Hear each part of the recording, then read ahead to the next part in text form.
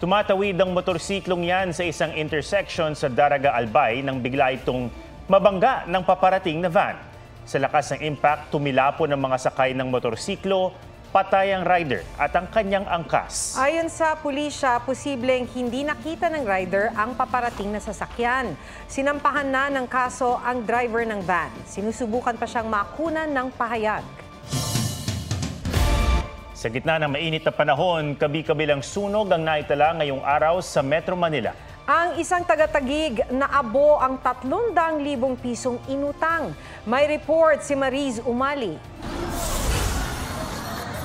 Patulong, bumbero please, bumbero! Mag-alas 11 ng umaga ng lamunin ng apoy ang Zone 3 sa Barangay Fort Bonifacio, Taguig. Tabi, tabi!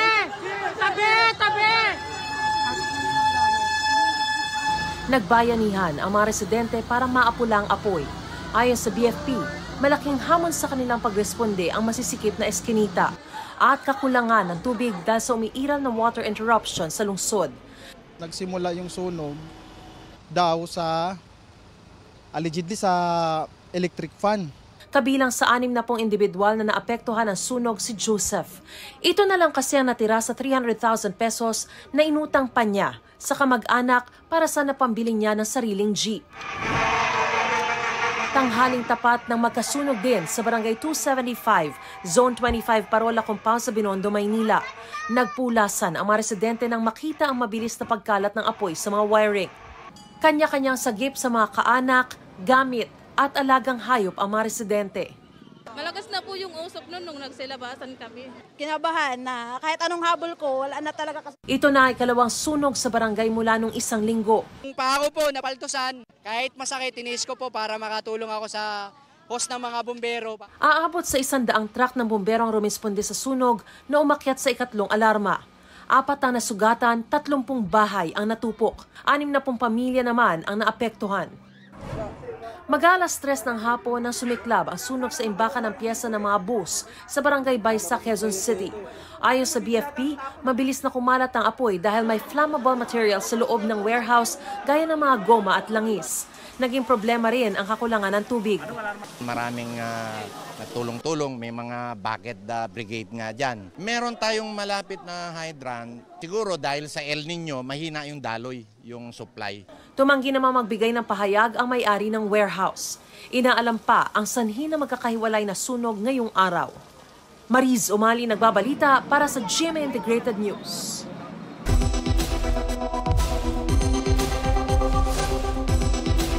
Narito po ang mga dapat gawin kapag may sunog. Sabi ng Bureau of Fire Protection, kapag nasa nasusunog na bahay o gusali, agad na tumawag sa otoridad. Huwag mataranta, huminahon at humanap ng maaaring daanan palabas. Huwag gumamit ng elevator. Kung sakaling makulong sa isang kwarto, isara ang pinto upang mapabagal ang pagkalat ng apoy.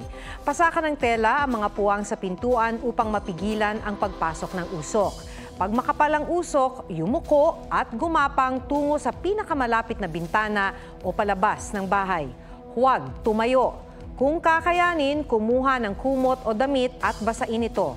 Maaari itong ibalot sa katawan at ipangtakip sa mukha para hindi makalanghap ng usok. At kapag nakalabas na, huwag nang babalik sa loob ng bahay o gusali.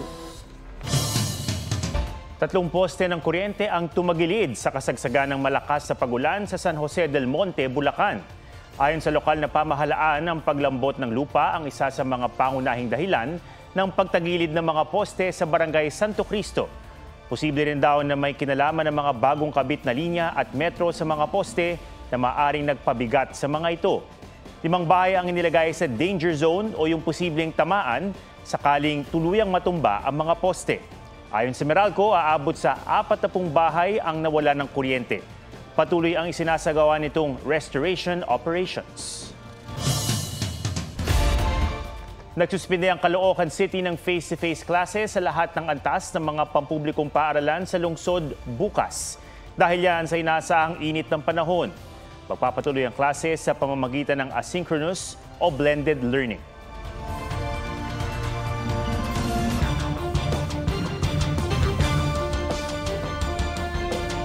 Sa pamamaril na uwi ang masayasanang inuman ng dalawang grupo sa isang bar sa Las Piñas City. May report si Marisol Abduraman.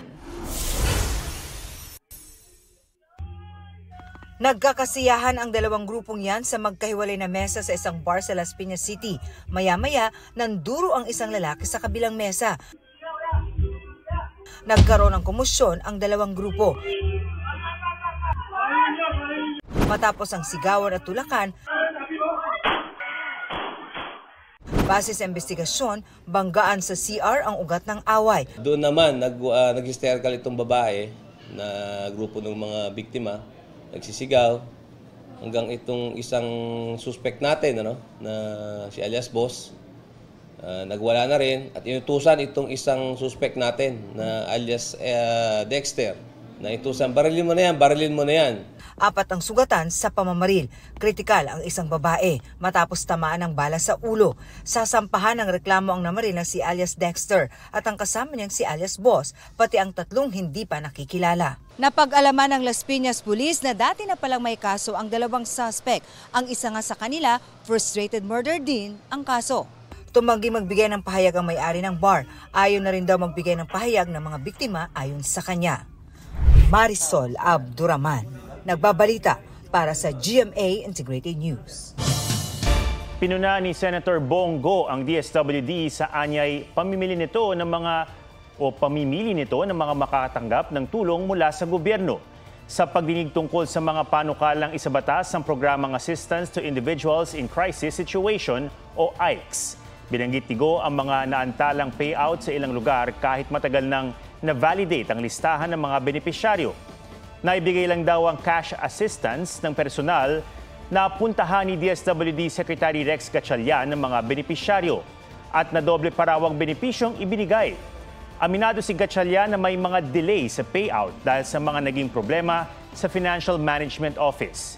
Pero wala raw siyang plano na patagalin ang pamamahagi ng ayuda. Hindi ba ito na nagagamit sa politika ninyo? One question, for the record.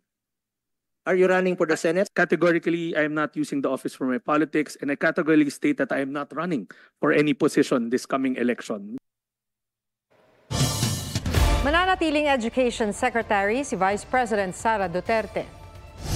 Any of the cabinet secretaries will be replaced pag hindi nila ginagawa yung trabaho nila. Hindi na kaya, nagkasakit, sabihin mo na, di papalitan ka namin.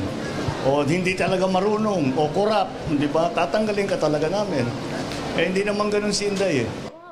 Sinabi yan ng Pangulo matapos sabihin ni First Lady Liza Araneta Marcos na bad shot sa kanya ang bise. Mag-uusap daw sila ni Duterte at naniniwala siya na maiintindihan ng bise ang pagiging protective ng First Lady.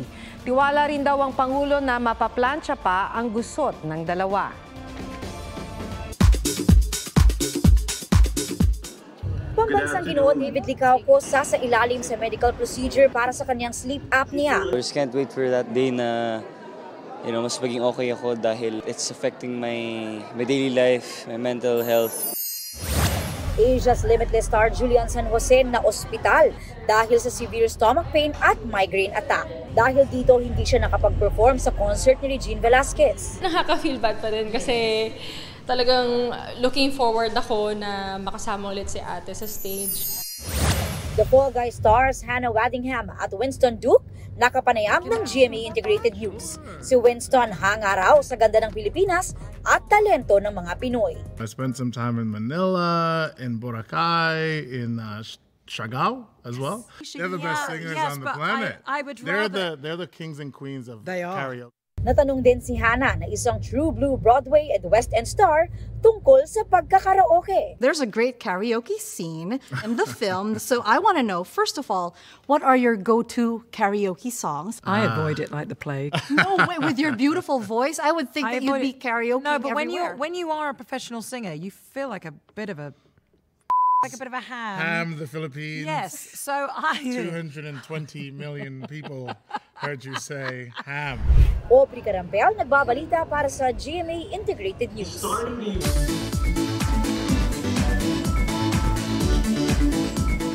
May nagtatago o natatagong ganda ang isang isla sa LU na dinarayo ngayon ng mga turista. Sa Bohol naman, may kuweba na pwede kang magtampisaw. G tayo dyan sa report ni Joseph Morong.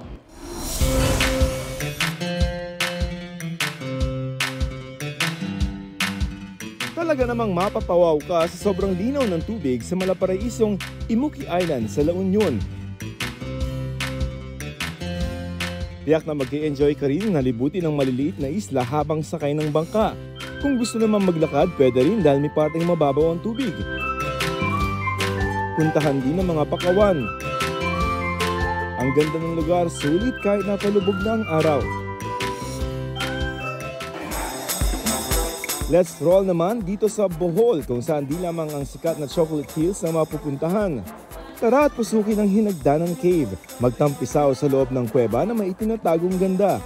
Dagdag atraksyon pa ang mga nabong stalagmites at stalactites. Joseph Morong nagbabalita para sa GMA Integrated News.